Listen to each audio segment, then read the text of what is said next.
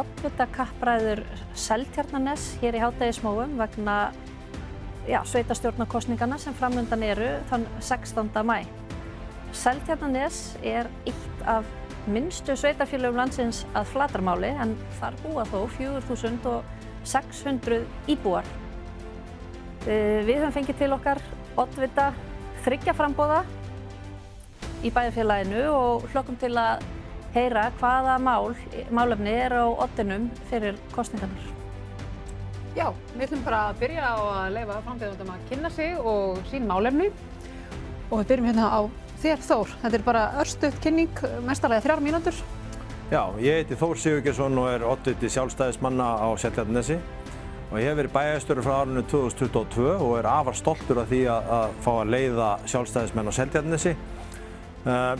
Málefni okkar eru þau að hlúa að fjölskyldunni og við ætlum að vera áfram samheldinn fjölskyldubær eins og við höfum alltaf verið undir stjórn sjálfstæðismanna. Við höfum lagt áherslu á skólamálin, íþróttamálin og hafa alla þessa þjónustu á sömu torfinni og það þess vegna sem Seltjarnarnes sker sig úr á höfuðborgarsvæðinu hvað varðar gæði fyrir foreldra, öryggi og þess háttar. Við höfum glæsilega skóla, við höfum glæsilega kennara og ekki síst nemendur sem sýnir sig einna best hvað nú nýverið í ánægju mælingu á lesskilningi ungra barna. Þannig þar sem við berum höfuð og herðar yfir nágranna okkar á landinu og ég afar stoltur af því. Já, Kristinn. Já, takk fyrir. Ég heiti Kristinn Ólafsson og ég oddviti Samfylkingar, Viðreisnar og Óháðra. Og okkar svona 3 megin málefni í þessari kosningabaráttu svipað og Þór var að tala auðvitað viljum við öfluga stuðning við fjölskyldur í bænum og öfluga skóla og íþrótta- og tómstundastarf. En til þess að við getum haldið þessu svona þá viljum við skerpa fjármálin. Okkur finnst fjármálin ekki hafa gengið nógu vel í sveitarfélaginu. Okkur tekst illa að halda fjárhagsáætlunum og það að koma upp alls konar ófyrirséðir hlutir sem þarf að bregðast við og það hefur kostað okkur mikið. Nú að lokum það bæjarbragurinn. Við viljum svona efla bæjarbraginn og byggja upp skemmtilegt sveitarfélag. Við með nokkra staði þarna sem hafa verið lítið virkir en við viljum virka, félagsheimilið okkar, Eiðistorg og fleira. Þannig að þetta svona 3 megin málefnin. Skafti. Já, ég heiti Skafti Harðarson og forystumaður í oddviti Miðflokksins og Óháðra og Seltjarnarnesi. Og það verður að segja sem svo að Seltjarnarnes líklega það besta bæjarfélagi sem ég geti hugsað mér að búa í. Það margt þar vel gert. En hvatinn á okkar framboði enga síður sá að það eru mörg atriði sem mættu mun betur fara heldur en gera í dag. Við teljum að það sé margt í skilvirkni og framkvæmdum bæjarins sem að mætti betur fara og við sjáum líka fyrir okkur nokkur stór kosningamál núna. Það eru skipulagsmál, þó að lítið séu lóðir sem eftir eru, þá þarf að fara varlega í það sem að þarf að byggja upp. Það eru sömuleiðis samgöngumáli. Samgöngumálinu með þannig háttað að við sjáum fyrir okkur í framtíðinu þá siglum við til Kópavogs frekar heldur að reyna að keyra Miklubraut eða Sæbraut. Þannig að það verður að gera eitthvað í því að reyna að fara aftur tilbaka frá þeim samgöngusáttmála sem að Þór undirritaði og á sín tíma ekki einu sinni með vitund og vilja samherja sinna. Nú síðan það fegrun bæjarins. Það eru hlutir sem þurfa ekki að kosta mikið en hægt að gera mikið í yfir sumartíman alveg sérstaklega. Nú síðan leikskólamál þar sem að einu sinni virðist komin upp ófremdar ástand. Það eru margt í rekstri þessa bæjar sem virðist vera þannig að við erum alltaf að bregðast við frekar en að horfa fram í tíma. En að þessu sögðu þá hef ég ekki sömu áhyggjur og Kristinn að fjármálunum. Ég tel að auðvitað þurfa að gæta sín og stíga varlega til jarðar. En bærinn með gríðarlega góðar skatttekjur, bæði í fasteignagjöldum og útsvari. Svo ég hef ekki áhyggjur af framtíðinni en það þarf að hugsa hlutina fyrirfram. Við ætlum að byrja á því að ræða rekstur og grunnþjónustu, svona þessum nótum. Hér hefur ýmislegt komið fram, Þór. Hver staða núna? Hverjar eru áskoranir og hvernig þarf að forgangsraða á því kjörtímabili sem að framundan Áskoranir alltaf miklar í rekstri sveitarfélaga. Þú veist aldrei, ég hef oft sagt að Ég veit ekki hvað dagur ber í skauti sér þegar ég vakna á morgnana. Þú getur fengið á þig eins og við fengum. Nú í árið 2024 fengum við kjarasamning KÍ sem var 24% hækkun á það sem við gerum ráð fyrir 6,5%. Það eru kennararnir. Það eru kennararnir. Þetta erfitt að eiga við. Við fengum okkur sjótjón. Það var cirka 80 milljónir sem við laga göngustígakerfið okkar, engin greip. Eins og Skafti bendir réttilega á, þá barnafjöld á nesinu og við erum rosalega ánægð með það. Það allt fullt af börnum og við erum að eiga við þurfum að stækka ungbarnaleikskólann okkar um eina deild. Allt kostar þetta. Við áætlum ekki fyrir þessu, það afleiðingin hjá okkur núna ársreikningur fyrir 25 sem okkur óhagstæður 350 milljónir. Þetta köllum við frávik. Út af því að árið 23-24 skilum við 680 milljónir viðsnúningi. Þannig að þróunin hafin, þannig að þessi frávik sem ég nefni núna var þetta samningana og þessi óheppilegu atvik og við þyrftum að grípa til auka fjárútláta frávik frá þeirri þróun sem í gangi. Og við finnum það bara sterkt og við höfum fullt af tækifærum og nesinu til að snúa sér að þróun við. Það nefndir fasteignaskattar og nefnt útsvar. Við erum ekki á því að hækka slíkt. Við viljum frekar skoða fasteignaskattinn og reyna að finna flöt á því að lágmarka hækkun fasteignamats með einhverjum hætti. En við þurfum að vinna bara betur með það sem við höfum, vinna betur úr því með hagræðingu og slíku, horfa í betur á báðar hliðar allra króna og ég hef fulla trú að þetta snúist okkur í hag með hækkandi sól. Hvaða verkefnum sérðu fyrir þér að forgangsraða á komandi kjörtímabili sem að lúta þá að grunnþjónustu innan þessa ramma sem að reksturinn leyfir? Við náttúrulega höfum verið í stórfelldri uppbyggingu á skólahúsnæði, við lentum í Myglu og 1,2 milljarðar hafa farið bara á 2 árum í að lagfæra Myglu, koma skólahúsunum í samt lag og gera þau kennsluhæf þannig að bæði starfsfólki og nemendur líði sem best. Þetta hefur unnið í mjög góð og fínu samráði við foreldrasamfélagið og kennarasamfélagið og verið með þau við borðið allan tíman. Við höfum verið að vinna að þessu en þessu ekki lokið. Við erum búin að koma þessi fyrir vind í bili en við höfum eftir að skipta þak á gamla Mýrarhúsaskóla og höfum eftir að klæða Valhúsaskóla utan og einangrann. Þetta eru stórverkefni en fyrir okkar sveitafélag þetta gerlegt en í áföngum.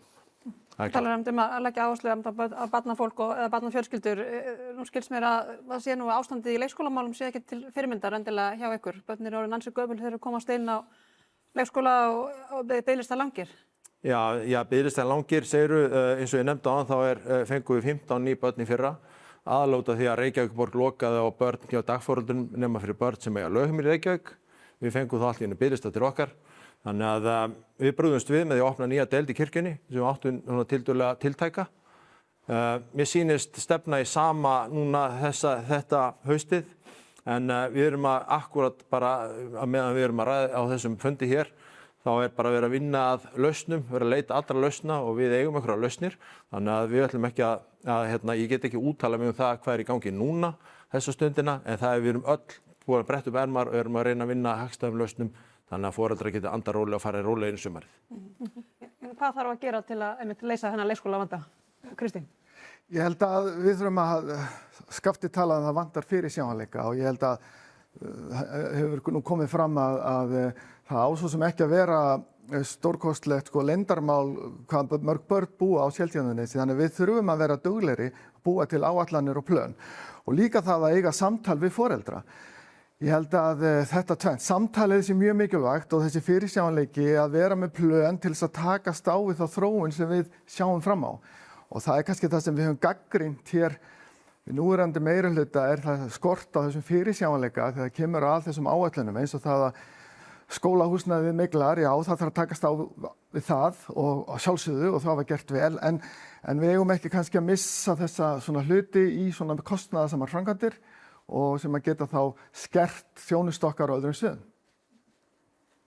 Já, nokkuð til í þessu hjá Kristni þarf að segja að ég skil ekki hvers vegna það kemur okkur á óvart ár frá ári að það fæðist börn og þurfa að sjá þeim fyrir leikskóla eða hversu mörg þeir eru, þetta bara Hagstofan sem getur sagt okkur það.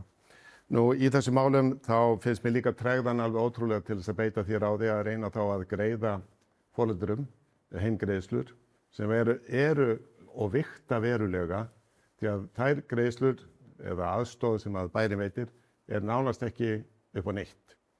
Ég tel að þetta millibils ástand sem við þurfum að brúa frá fæðingarorlofi fram í þann tíma þar sem við getum tekið börnin á leikskóla sem ætti að vera að lágmarki 18 mánuði, stefni núna líklega í 21 til 2 mánuði. En annars veit það enginn vegna þess að foreldrarnir fá engin svör sem það versta vegna þess að þú ferð í fæðingarorlof, þið eignist barn, þið planið væntanlega inn í framtíðina, en það er ekki þetta að plana þegar þú hefur ekki hugmynd hvenær barnið fær pláss inn á leikskóla. Þetta gerir foreldrum erfitt fyrir í starfi að gefa þær upplýsingar sem þarf að gefa og ég sé enga lausn á þessu aðra heldur en þá við reynum með heimgreiðslum að gera fólki kleift að leita annarra úrræða. Þessi lokun á dagforeldrarna kom sér vissulega illa en það virðist vera að dagforeldrar og leikskólareknir af einkafyrirtækjum sé einhver svartur blettur á kerfinu sem eru þetta langt í frá. Við þurfum auðvitað öll að hjálpast að við það að leita annar og nýrra lausna á þessu heldur en að bærinn sífellt sé að lendi í þessu vandræði. Gleyma einu, ef ég má koma inn á það, stærsta kosningalófur okkar sjálfstæðismanna á núverandi kjörtímabili leikskólinn sem nú rís við Suðurströnd. 8 deilda leikskóli, 1700 hús, þau eru tekið í notkun sumarið 2027 og þar með ætti þetta mál sem við erum að ræða hér að vera úr sögunni. Þannig að við berum mikla væntingar til þessarar byggingar og með því móti getum við í raun klára þessa umræðu hér, þá ættum við ekki að þurfa að eiga þessa umræðu allavega næstu árin. Þarna þarf að vanda vel til verka og þarna getum við sameinað leikskólann okkar sem nú þegar í 3 starfsstöðum á einn stað og í raun fengið hámarksnýtingu á starfsfólki og svæði og í raun komist með inntökualdurinn eins nálægt 12 mánuðum og mögulegt en það okkar stefna. Nú mönnun náttúrulega ákveðin áskorun líka í leikskólunum, þetta ekki bara húsnæði, líka starfsfólk. Teljið ykkur geta mannað þennan leikskóla? Já, við erum nýbúin að taka upp Seltjarnarnesmódelið, þannig að við erum náttúrulega hort á Kópavog, Garðabæ og Hafnarfjörð og svo síðast Reykjavíkur hugmyndina. Þannig að við erum svona setið og strák okkar og reynd að búa til best off fyrir okkur. Og það tók gildi núna 1. apríl, 1. mars síðastlið, ef ég fer rétt með. Og það fer nú að koma að reynsla á það, þannig að okkur hlakka til að sjá hvernig þetta plumma sig hjá okkur og ég viðtöku foreldra eru framar björtustu vonum og þarna gerum við leikskóla Seltjarnarnes samkeppnishæfan starfsfólk við alla hinna. Við erum með 59% hlutfall fagmenntara. Þetta er mörguleyti samt þetta Kópavogsmódel leið og ég tel að eitthvað hafi þurft að gera að sjálfsögðu. Þá þetta bara einfallega þannig að opinberir starfsmenn með takmarkaða vinnutíma eiga auðvelt með að aðlaga sig þessu módeli. Þeir sem eru á frjálsum vinnumarkaði og þurfa að sæta öðrum vinnutíma eru auðvitað þeir sem að bæði eru skattlagðir og eru síðan látnir greiða aukalega umfram aðra opinberir starfsmenn sem eru þeir sem eiga þennan stutta vinnutíma. Þannig að, og svo sömulegis hitt að það að opna ný leikskóli sem var ekki seinna vænna að byrja að byggja, ég algjörlega sammála því og reykjana því fyrir ykkar hönd og okkar allra, að þá hjálpar ekkert foreldrunum sem núna í vandræði með það að opna ný leikskóli 2027, það ekki nein lausn. Við ætlum að löngu byrjaðir. En lentum í miklunni? Nei, þeir voru að byggja líka kolvitlausar hluti, það er að segja forgangsröðun Sjálfstæðisflokksins og Seltjarnarnesi var náttúrulega alröng. Hvernig leggjast þessar hugmyndir heimgreiðslur í þig, Þór, sem að Skafti og Miðflokkurinn? Það leggjast alveg bærilega í mig. Ég alltaf verið með þetta til skoðunar og meðal annars þetta í stefnuskrá okkar á yfirstandi kjörtímabili en við höfum ekki náð að standa við það. Það verður bara að segja þessu svo en við erum ekki frákveð því að taka til tímabundna lausna fyrir ef okkur tekst ekki að brúa bilið með öðrum hætti þá skoðum við það sjálfsögðu og við erum lausnamið og reynum að finna lausnir sem eru okkar hagfelldar en það er raun erfitt út af því að við erum að reyna að horfa í hverja krónu og við þurfum að veita aðbragðsþjónustu líka leið þannig að við þurfum að vanda okkur bara hvað við gerum. Það er klárt mál. Það heyrir kannski eftir samtölum allavega okkar við foreldra þá kannski þessi heimgreiðsla það síðasta sem foreldrar vilja. Foreldrar vilja að þetta sé hugsað, fá betri lausnir þannig að fólk geti komist út á vinnumarkaðinn og og hafi svona fyrirsjáanleika í sinni framtíð varðandi börnin sín. En hvaða lausnir gætu verið mögulegar svona til ofboðslega skamms tíma þegar við horfa bara núna árið 2026 og þessi nýji leikskóla var opnað 2027. Hvað hægt að gera til þess að brúa þetta bil á þessum tíma öðruvísi en með heimgreiðslum? Andrea, það bara eitt, það afar og ömmur. Hvað segirðu? Afar og ömmur. Það afar og ömmur lausnin mjög flott, sko. En vinnumarkaði? Já. Hún getur alltaf verið kosningalofur. Reyndar, sko. En það er líka... Nei, alvöru, þá þú veist, þetta mjög erfitt mál viðureignar. Já, það það. Og í rauninni, sko, dagmæðrakerfi væri eina kerfi sem gæti mögulega að teki við þessu, held ég, til skamms tíma. Það er að segja að fá fólk til þess að gæta barna fyrir þriðji aðila, sem að segja. Það er á sjálfstæðan hátt. Svo það fyrir vandamála því að það andar fólk í þá stétt. Já, algjörlega. Þannig að, þú veist, auðvitað lausnirnar ekkert einfaldar. Það sem að ég gerir hins vegar miklar athugasemdir almennt við svona skilvirkni í þessu og upplýsingagjöfin vegna þess að þú verður að vita að hverju ert að ganga í þessu. Það er bara þannig.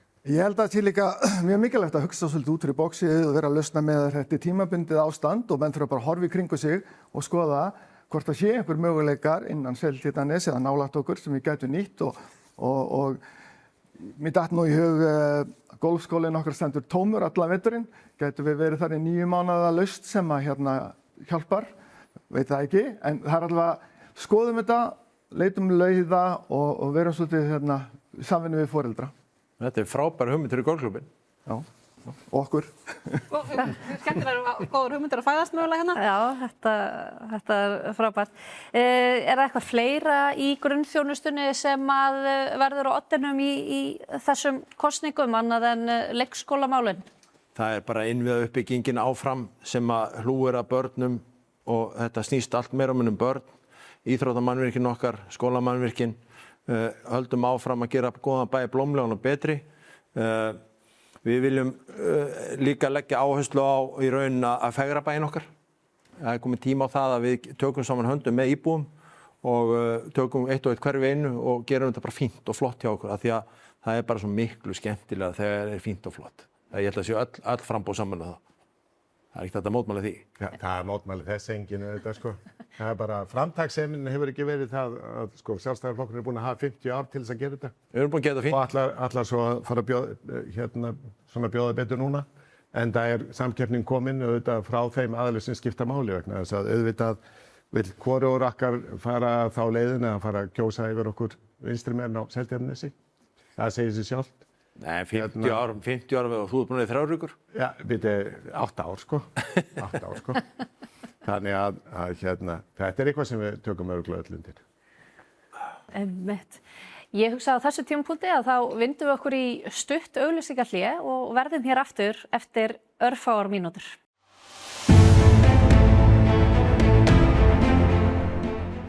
Samsung kynnir nýjan Galaxy S26 Ultra. Meira frelsi, meira næði. Can you do this? Kynntuð málið á samsungmobile.is. Þú færð alvöru verkfæri hjá verkfærasölunni. Reykjavík, Kópavogi, Akureyri og Reykjanesbæ. Verkfærasalan.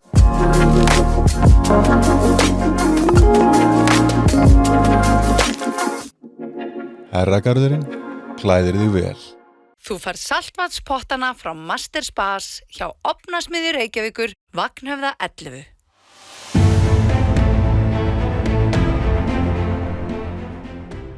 Velkomin aftur á skjánum.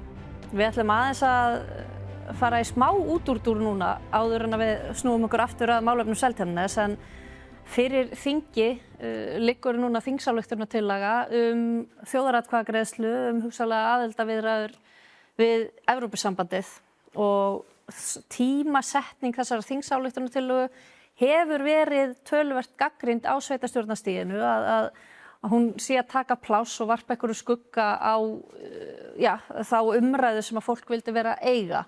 Hvernig svona hugnast ykkur þessi tímasetning, hafið þið fundið fyrir þessu og svo bara svona til gamans, hver er ykkar afstaði? Byrja bara á þér, Þór.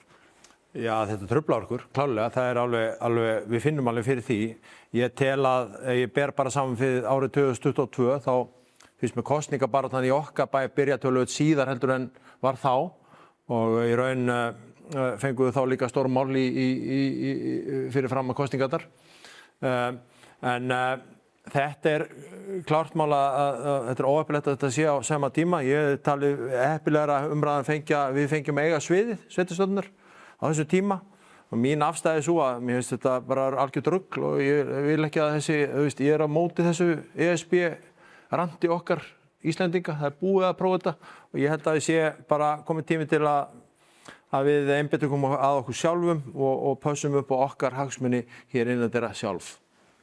Kristinn? Já, þetta nú ekki truflað okkur neitt. Við erum búin að vera heimsækja stofnanir og fólk og halda fundi.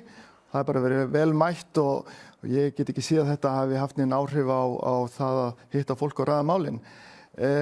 Þannig að ég hef engar athugasemdir við það. En varðandi ESB og þetta, ég tala nú ekki fyrir hönd framboðsins, þetta er Samfylking Viðreisn óháðir, en ég sjálfur er bara hlynntur því að fara í þessa kosningu og leyfa þjóðinni að velja hvort hún vilji halda áfram. Vilt þú halda áfram? Ég vil halda áfram, já. Og þá Skafti? Já, ég held þetta trufli fjölmiðla umræðina. Sko, Kristín segir það er ekkert, þegar við förum og tölum fólk út á Seltjarnarnesi að sjálfsögðu, þá er það ekki að segja nei, en ekki að ræða sveitarstjórnarmál, ég ætla bara að ræða ESB, það er ekki þannig.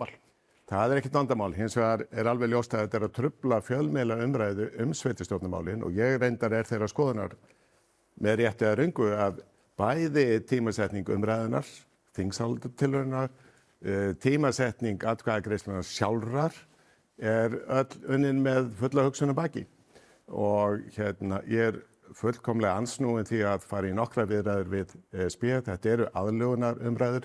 Ef við segjum já núna í ágúst þá erum við að segja já við inngöngu í raun vegna þess að við erum að byrja að aðlaga okkur. Nú, ég hef alla tíð verið þeirra skoðunar að því minni sem stjórnunareiningin er, því betri erum og því nærsamfélaginu. Ég er á móti ESB. Ég er meiri að vil að sveitarstjórnarstigið sé enn kröftari heldur en í dag og ég vil að sveitarstjórnir séu gjarnar minni heldur en dæmin sína í Reykjavík. En það skilvirknin þar minnst.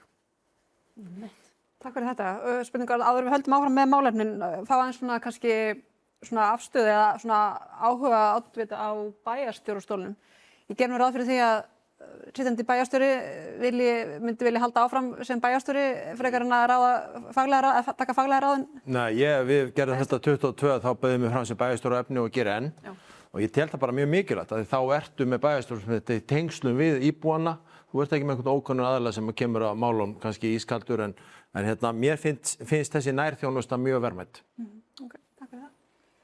Kristín, ertu að bjóða fram sem bæjarstjóri á efni? Ég er bæjarstjóri á efni, já, þessa framboðs og það er alveg klart, þannig að, já. Skafti? Já, ég ef annarkvort þessara herramanna eftir kosningar ætlar að bjóða við bæjarstjórastólinn til þess að ég vilji vinna með þeim vegna þess að auðvitað eiga þessar kosningar eftir að leggjast þannig upp að við skiptum öllu máli að þá er ég alveg til með að ræða það algjörlega. Þú hefur áhuga, þú ert áhugasamur. Við skulum orða það þannig að ég er örugglega til leiðanlegur. Já, gott að heyra. Takk fyrir þetta. Já, þá skulum við bara halda áfram svona í svona málefnaumræðu og vinda okkur í atvinnumál, uppbyggingu og svona framtíðarsýn. Það er svona spurning sko, svona eins og með svona uppbyggingu í bænum, hvað svona vaxtatækifærin eru? Ef við horfum bæði kannski á atvinnuuppbyggingu og svona uppbyggingu, íbúðarhúsnæðis. Getur nesið stækkað eitthvað meira eða er það bara fullt setið? Þétting í kortunum. Við sko eigum ekki byggingaland, við erum svo óheppin að geta ekki verið með það eins og nágrannar okkar og það er eitt af því sem er áskorun. Við eigum þéttingareiti, við eigum 4.400 fermetrar lóð við Austurströnd 7 og svo eigum við lóð við Eiðistorgið og þetta er bara verkefni næsta kjörtímabils er að setjast niður með þróunaraðilum í samvinnu við íbúa og þróa þessa reiti með bæði íbúðum og mögulega eitthvað slags atvinnustarfsemi sem myndi passa inn í viðkomandi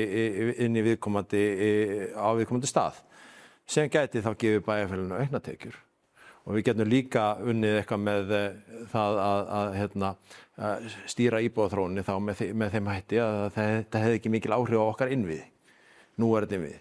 Þannig að ég sé fyrir mér fullt af tækifærum bæði skipulagsmálum og í raun þetta þarf að gerast með hófstilltum álögum eða hófstilltum tillögum til að þetta sé gert í sátt og samlyndi við alla, en ég sé tækifæri klárlega og ég sé líka tækifæri í því að efla kannski eitthvað slags stopp ferðamanna í bænum.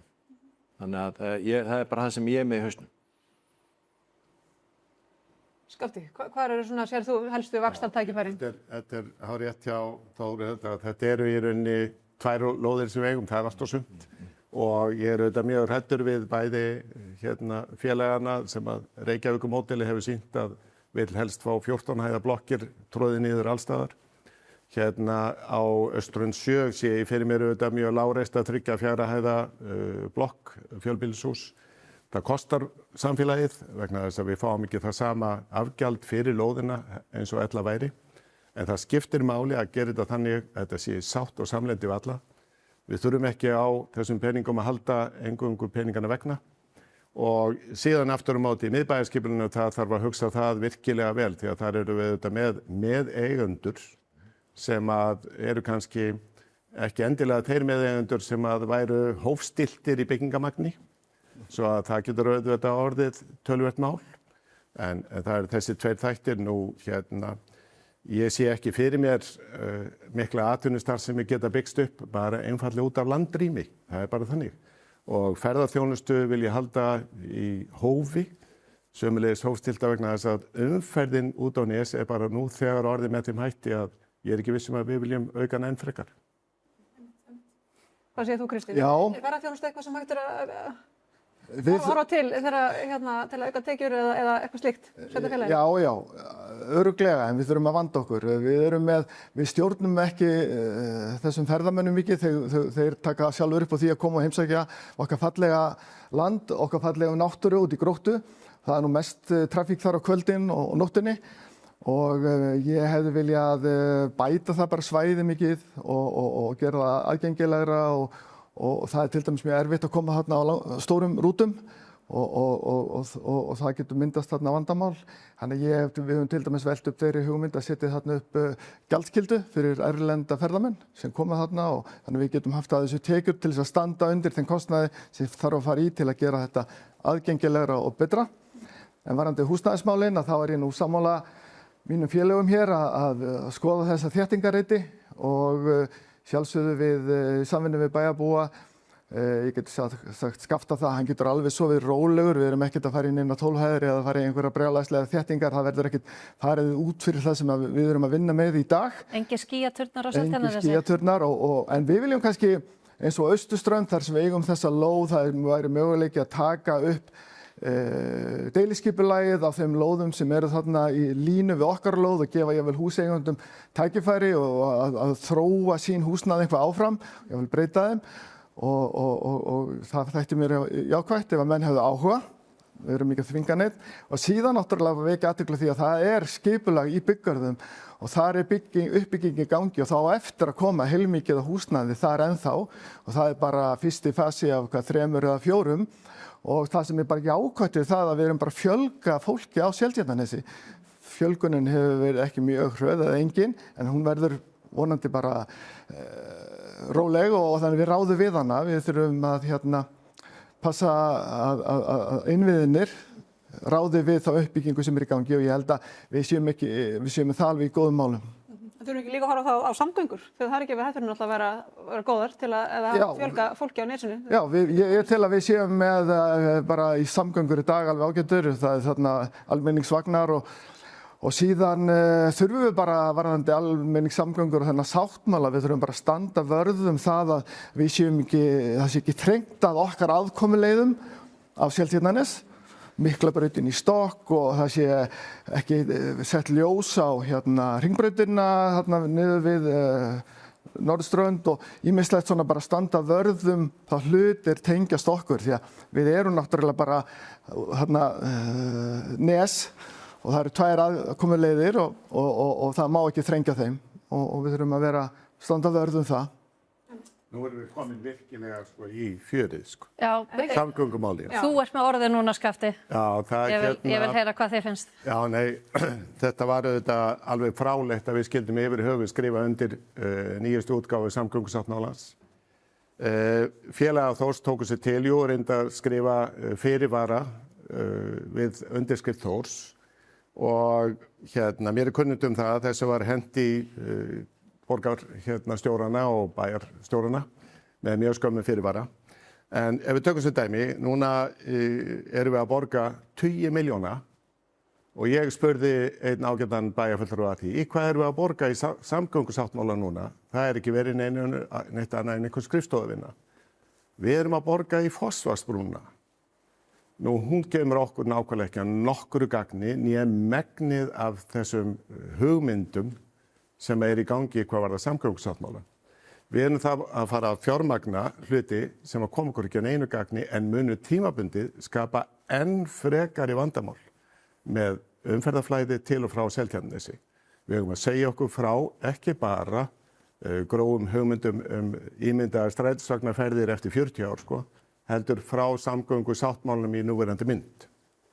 Og það þannig að það verið að tala almenningssamgöngur strætó sem gengur út á Nes. Ef þú ætlar að taka strætó út á fiskislóð, þar sem að allir allar verslanir eru sem að Nesbúa sækja, þá kemur strætó upp með 2 tillögur, annars verður átt að labba í 28 mínútur og taka strætó í 2 mínútur. Hins vegar átt að fara niður í Hallagarð í Reykjavík, skipta þar strætó og fara aftur tilbaka. Ef að þetta þjónusta, þá veit ég hvað þjónusta og fyrir þetta borgum við á annað 100 milljónir ári. Strætó vissulega gagnlegur til þess að komast í miðbæinn, en hann sinnir ekki sko allra mest áríðandi leiðinni fyrir okkur. Já, ég bara gagnrýni það að þetta var ekkert gert með umboði bæjarfulltrúa að kvitta undir endurnýjaðan samgöngusáttmála. Það klárt mál. Þannig að við erum líka eina sveitafélag. Ég er mjög hissa á því að hinn sveitafélagin skyldi ekki gera við líka fyrirvara við endurnýjunina eins og við gerðum. Við fengum lögfræðinga til að gera fyrir okkur fyrirvara, þeir lúslásu samninginn, þannig að við teljum okkur að eiga útgöngulega þessu samkomulagi á hverjum einasta tímapunkti. En var það ekki næg bara að skrifa ekki undir? Ha? Bara að sleppa því að skrifa undir, fyrst við þurfum útleið. Já, þá náttúrulega segir þau líka úr samfélagi þjóðanna á höfuðborgarsvæðinu í samstarfi sveitarfélaga. Það ekkert samfélag þjóðanna, þetta samfélag bæjarbúa. Við erum sammála það að við viljum samgöngubætur í þessum sáttmála. Þetta efist enginn það að við þurfum samgöngubætur til að mynda Hringbraut sem var nefnt hérna áðan. Þar gerðum við samkomulag við borgarstjórn Reykjavíkur að við erum kölluð á borðinu leið og einhvers slags hugmyndir koma ný gangbrautarljós eða þverjum Hringbrautar. Við gerðum líka þá tillögu í stjórn slökkviliðsins að við fengjum útkallsstöð sjúkrabíls á Seltjarnarnesi og í Vesturbæ árið 2024. Nú loksins að sjá fyrir endan á því að við finnum húsnæði fyrir sjúkrabílinn. Þannig að með því móti getur þá bætast lífsgæði Seltirninga. Við erum á eldrauðu svæði í dag. Tekur 12-15 mínútur að fá sjúkrabíl á Nes, út af Hringbrautinu alltaf stöppuð. Þannig að milli 7 og 10 á morgnana og frá 3 til 7 eftirmiddaginn verður útkall viðbragð af Seltjarnarnesi og í Vesturbæ. Sem þjónustar þá 40.000 vesturbæinga og þeir geta sótt á Grandann og sótt á miðbæinn frá vestri. Þetta bara lífsgæði sem ég tel að Seltirninga þurfa að hafa í huga. En mér langar bara, ef að þú kemst til valda, viltu þá bara segja þig frá þessu samkomulagi? Ég vil algjörlega endurnýja þetta frá grunni, já. Við viljum meta þetta, við skoðum þetta á öllum tíma. Þetta bara til skoðunar alltaf. Á þessum nótum, eru þið allir tilbúnir að vinna hver með öðrum eða eitthvað staðar? Ég ætla bara að klára af því að ég fekk skot út af þessu með að bæjarstjóri Seltjarnarnes hefði gert samkomulag við Jón Gnarr, borgarstjóri sem tíma. Fyrrum bæjarstjóri, já. Og fyrrum bæjarstjóri. Og þetta samkomulag hefur verið virkilega gagnslaust. Það hefur verið gjörsamlega gengið frá þessu í Geirsgötunni, þannig að þetta bara gagnslaust samkomulag. Það nýtt sem fréttum það á heimasíðunni, þú skoðar það. Og varst það rétt einhverju fyrir kosningarna? Nei, þetta var gert 2024. En ég held að sé mikilvægt að við séum komum þarna að borðinu og höfum áhrif á það sem við erum að gera. Við séum ekki einangruð frá þessu framkvæmdum sem í gangi vegna þess að við þurfum að tryggja það að okkar íbúar komist ferða sinna vegna þess að 98% vinna utan Seltjarnarness og það er mjög mikilvægt að þetta flæði sé í lagi og við viljum hafa einhvað um það að segja. Mjög mikilvægt. Já, það er fínt að komast að borðinu svona eins og í ESB. Við verðum hérna með fjórðunga fulltrúa. Var heyri svona hérna koma svona ákveðnar átakalínur hérna milli í þessu. En eru þið allir tilbúinir að vinna hver með öðrum? Þegar kemur að því að mynda hugsulegan meirihluta? Ég ætla að vinna bara með mínu fólki eins og við höfum alltaf gert. Þannig að það er fyrsti kostur. Þú ætlar að ná hreinu meirihluta? Ég ætla að gera það og ég bara trúi ekki önnur að sjálfstæðismenn og Seltjarnarnes sem bara snúin og bökum saman. Það er sótt að okkur og við ætlum svo sannarlega að láta til okkur taka. Við erum með ungt og efnilegt fólk á listanum og reynsluboltar að hverfa af vettvangi. Við sýnist það nú vera bara svona hjá flestum að allir sem er nýtt fólk á lista. Þannig að ég ætla að standa í stafni og ég fer bara bjartur og glaður inn í vorið með mínu fólki. Og ég trúi ekki að Seltirningar séu okkur sammála í því. Hvað segir þið? Já, við útilokum enga og það er bara kosningar 16. og þar kemur í ljós hvernig kjósendur, hvað þeir vilja og hvað áherslur þeir vilja og það verður bara komið í ljós. Við stefnum að því að ná hreinum meirihluta. Það er bara, við erum með háleit markmið í því og við teljum að í síðustu bæjarstjórnarkosningum vorum við ekkert svo langt frá því. Þannig að við skulum bara sjá hvað setur. Við finnum meðbyr og það er góður rómur gerður okkar málflutningi og þannig að við erum líka bara kát og bjartsýn eins og Þór. Allir glaðir, heyri ég. Skafti? Já, ég er mjög bjartsýn. Ég hjóða mitt eftir því að Þór var að tala um að það væri mikil endurnýjun á listum. Það er auðvitað eðlilega endurnýjun á lista sem ekki er boðið fram áður. Það er þá hlýtur að vera nýtt fólk. En hins vegar vekur auðvitað athygli að allir fyrrverandi samstarfsmenn Þórs hættu núna. Enginn þeirra hélt áfram sem að vekur auðvitað mikla athygli og bendir til þess að eitthvað hafi verið í samstarfinu hjá þeim. Nei, það er síðan svo. Það er líka hjá náttúrulega Samfylkingunni. Það er bara einn eftir þar. Já, það er þó allavega einn. Það er annað. Nei, ég held ég sé hvers manns hulju. Fólki bara að fara í sínum störfum og ég bara ekkert, enga skýring á þessu en ég finn bara áhugan að fólki að koma til starfa með okkur. Þannig að ég fagna nýju fólki. En við ræðum alla skýringarnar hér, en ég á eftir að svara í hvort ég vil vinna með þessum ákveðum.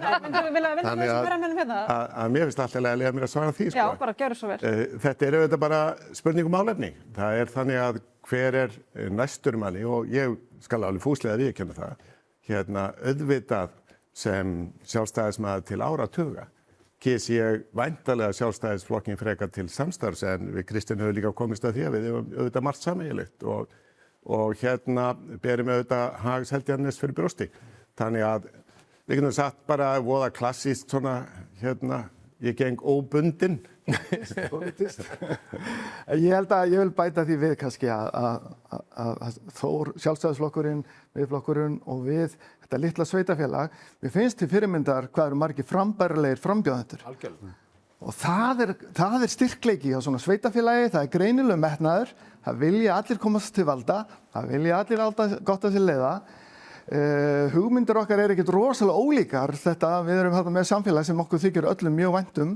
Það er kannski svona aðeins aðferðafræðin og hvernig við viljum stjórna hlutunum.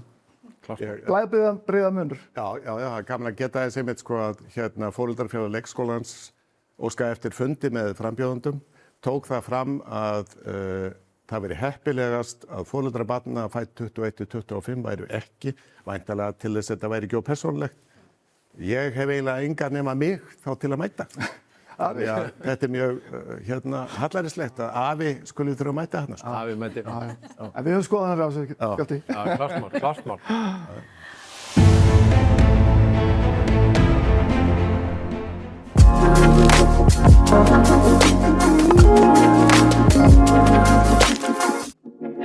Herragarðurinn klæðir þig vel.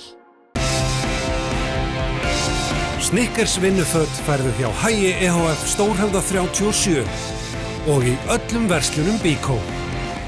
Bílrúður, bílrúðuskipti og bílrúðu viðgerðir. Við hjá Poulsen skiptum eða gerum við framrúðuna fyrir þig. Bókað tíma hjá poulsen.is. Þetta eru 2 farsímar, netið, ótrúlega mikið af sjónvarpsþáttum og barnaefni Þú getur meira með Símanum.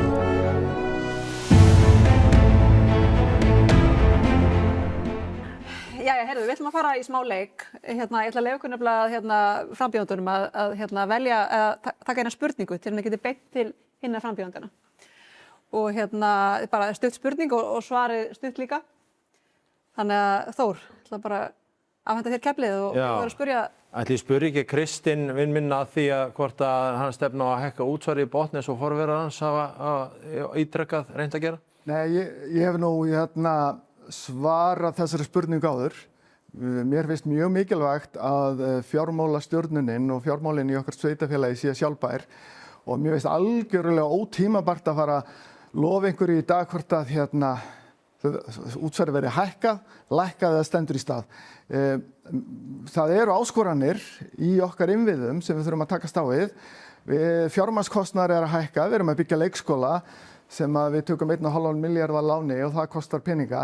Þannig mér finnst það algjörlega ótímabært að fara að tjá mig um það, en það hefur nú komið fram áður í okkar spjalli að fullt útsvar myndi skila bænum 130 milljónum og það dropi í hafið með þann halla sem hefur verið undanfarin ár.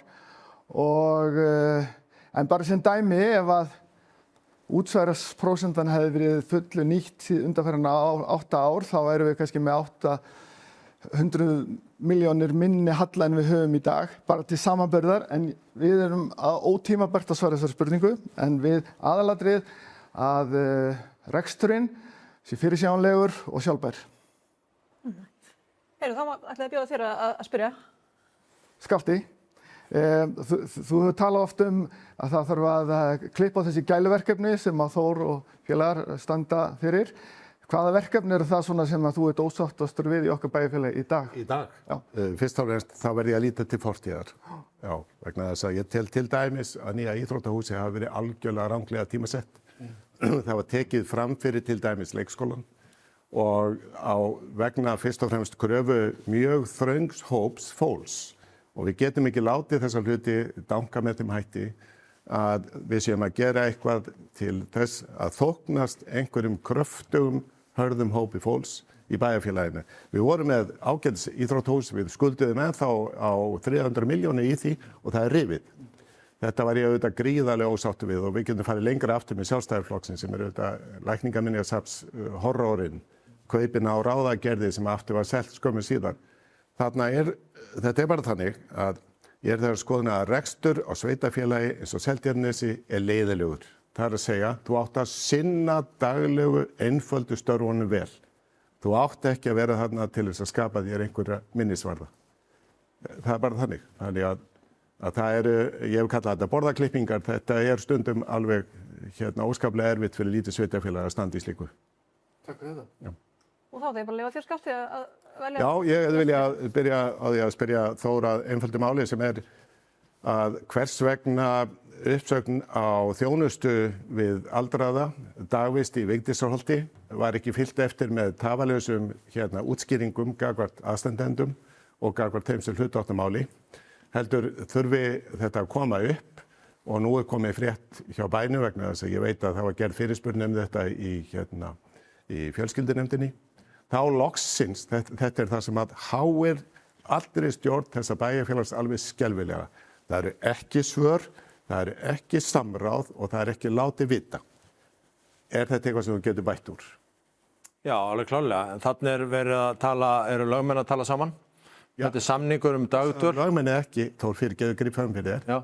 Á ekki fólki sem þarna í dagvist til dæmis og aðstandendur þeirra skilur að vita hvað í gangi. Jú, að sjálfsögðu. Bara þetta mál sem bara menn að ræða saman, samningsaðilar. Þetta snýr að greiðslum sem að bæjarfélagið telur sig eiga að fá, en fær ekki. Ég veit hvað að baki liggur, sko. Ég veit hvað að baki liggur, sko. Ég bæjarstjóri, ég þessum fundum alla daga, þannig að ég veit alveg hvað ég tala um.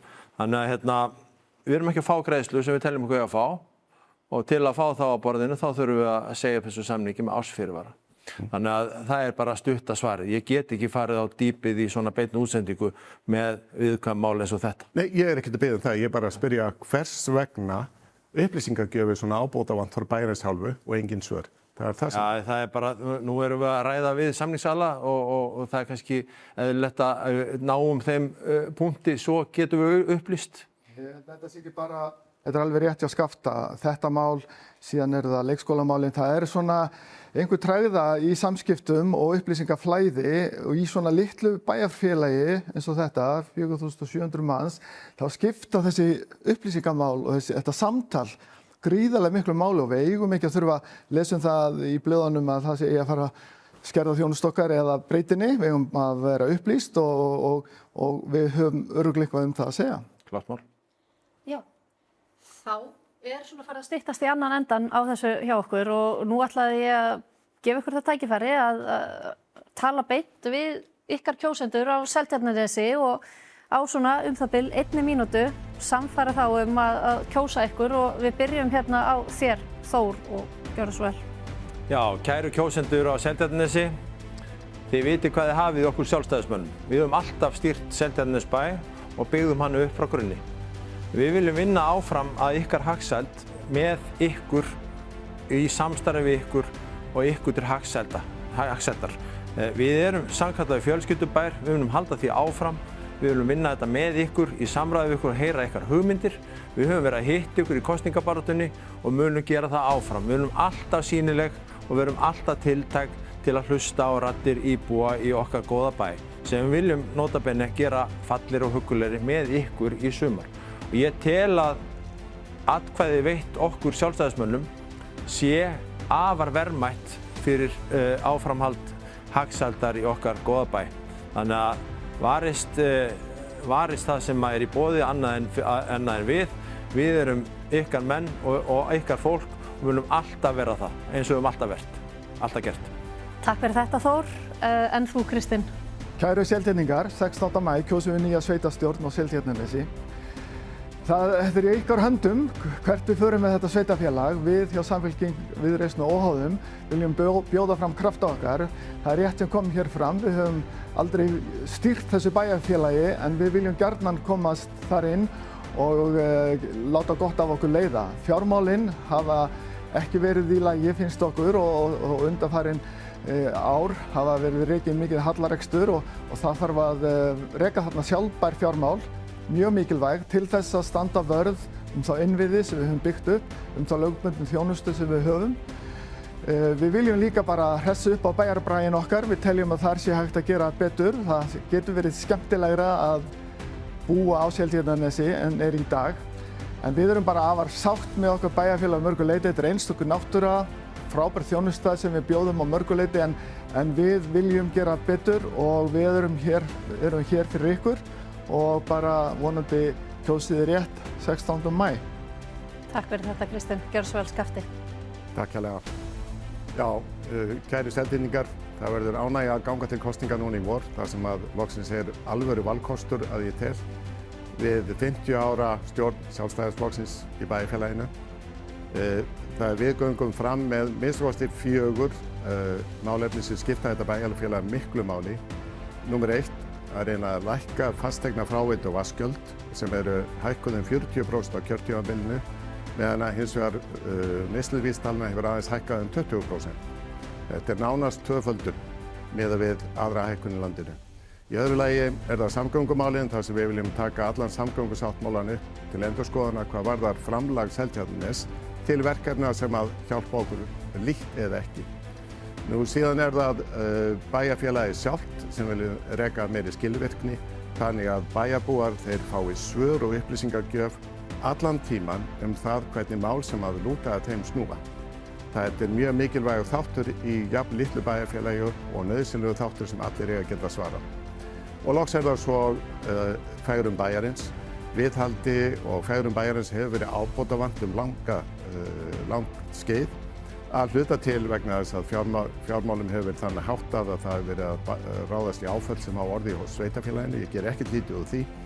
Ég hef sömuleiðis ósammála því að bæjarfélaginu standi mikil ógn af þessum lífeyrisskuldbindingum. Þetta vissulega háa fjárhæðir en það réttlæta ekki hærri skatta. Það alveg klárt af okkar hálfu. Síðan það bara þessi almennu bæjarbragur sem við horfum mikið á. Þetta okkar mál og þetta það sem við berjast fyrir og ég er sannfærður að við erum að ná inn manni ef ekki mönnum í vor. Takk fyrir þetta Skafti. Já, þá er þetta bara komið að lokum hjá okkur hérna í dag og það er ljóst að það stefnir í spennandi kosningabaráttu á Nesinu. Það menn eru ekki eitt sammála um málefni og hafa skipt á skoðanir á því hvernig á að ná málum fram. Já, við fylgjumst það sjálfsögðu áfram með hér á okkar miðlum á mbl.is og Morgunblaðinu sem á í öðrum sveitarfélögum og við þökkum bara frambjóðendum fyrir að vera hérna með okkur í dag og áhorfendum fyrir samfylgdina.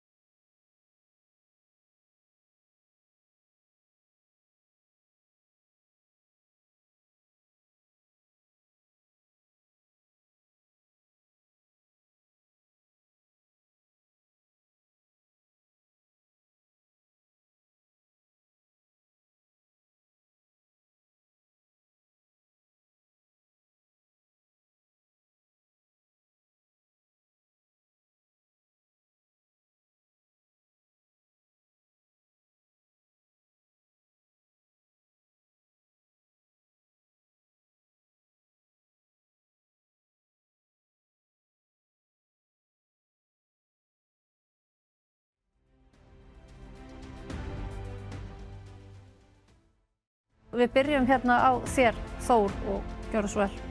Já, kæru kjósendur á Seltjarnarnesi, þið vitið hvað þið hafið okkur sjálfstæðismönnum. Við höfum alltaf stýrt Seltjarnarnesbæ og byggðum hann upp frá grunni. Við viljum vinna áfram að ykkar hagsæld með ykkur í samstarfi við ykkur og ykkur til hagsældar. Við erum sannkallaður fjölskyldubær, við viljum halda því áfram, við viljum vinna þetta með ykkur í samræði við ykkur og heyra ykkar hugmyndir.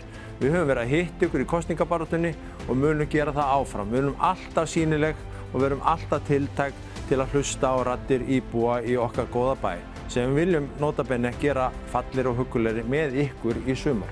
Og ég tel að atkvæði veitt okkur sjálfstæðismönnum sé afar verðmætt fyrir áframhald hagsældar í okkar góða bæ. Þannig að varist það sem er í boði annað en við. Við erum ykkar menn og ykkar fólk og við viljum alltaf vera það eins og við höfum alltaf gert. Takk fyrir þetta, Þór. En þú, Kristinn? Kæru Seltjarningar, 16. maí kjósum við nýja sveitastjórn á Seltjarnarnesi. Þetta í ykkar höndum hvert við förum með þetta sveitafélag. Við hjá Samfylking, Viðreisn og Óháðum viljum bjóða fram krafta okkar. Það er rétt sem komum hér fram. Við höfum aldrei stýrt þessu bæjarfélagi en við viljum gjarnan komast þar inn og láta gott af okkur leiða. Fjármálin hafa ekki verið í lagi, finnst okkur, og undanfarin ár hafa verið rekin mikið hallarekstur og það þarf að reka þarna sjálfbær fjármál, mjög mikilvæg til þess að standa vörð þá innviði sem við höfum byggt upp, þá lögbundnu þjónustu sem við höfum. Við viljum líka bara hressa upp á bæjarbraginn okkar, við teljum að þar sé hægt að gera betur. Það getur verið skemmtilegra að búa á Seltjarnarnesi en er í dag. En við erum bara afar sátt með okkar bæjarfélag mörgu leyti. Þetta er einstök náttúra, frábær þjónusta sem við bjóðum á mörgu leyti en við viljum gera betur og við erum hér fyrir ykkur og bara vonandi kjósið rétt 16. maí. Takk fyrir þetta, Kristinn. Gjörðu svo vel, Skafti. Takk hérlega. Já, kæri Seltjarningar, það verður ánægja að ganga til kosninga núna í vor, þar sem að loksins er alvöru valkostur að ég tel við 50 ára stjórn Sjálfstæðisflokksins í bæjarfélaginu. Við göngum fram með minnst 4 málefni sem skipta þetta bæjarfélag miklu máli. Númer 1, að reyna að lækka fasteigna fráveitu og vatnsgjöld sem eru hækkuð 40% á kjörtímabilinu, meðan að hins vegar neysluvísitalna hefur aðeins hækkað 20%. Þetta er nánast tvöföldun miðað við aðra hækkun í landinu. Í öðru lagi er það samgöngumálin þar sem við viljum taka allan samgöngusáttmálan upp til endurskoðunar hvað varðar framlag Seltjarnarness til verkefna sem að hjálpa okkur líkt eða ekki. Nú síðan er það bæjarfélagið sjálft sem vilja reka meiri skilvirkni þannig að bæjarbúar þeir fái svör og upplýsingagjöf allan tíman það hvernig mál sem að lúta að þeim snúa. Það er mjög mikilvægur þáttur í jafn litlu bæjarfélagi og nauðsynlegur þáttur sem allir eiga að geta svara. Og loks er það svo fegurðum bæjarins. Viðhaldi og fegurðum bæjarins hefur verið ábótavant langt skeið að hluta til vegna þess að fjármálum hefur verið þannig háttað að það hefur verið að ráðast í áföll sem á orði hjá sveitarfélaginu. Ég ger ekkert lítið úr því. Ég er sömuleiðis ósammála því að bæjarfélaginu standi mikil ógn af þessum lífeyrisskuldbindingum. Þetta er vissulega háa fjárhæðir en það er réttlæta ekki hærri skatta. Það er alveg klárt af okkar hálfu. Síðan er það bara þessi almennu bæjarbragur sem við horfum mikið á. Þetta er okkar mál og þetta er það sem við berjumst fyrir og ég er sannfærður að við erum að ná inn manni ef ekki mönnum í vor.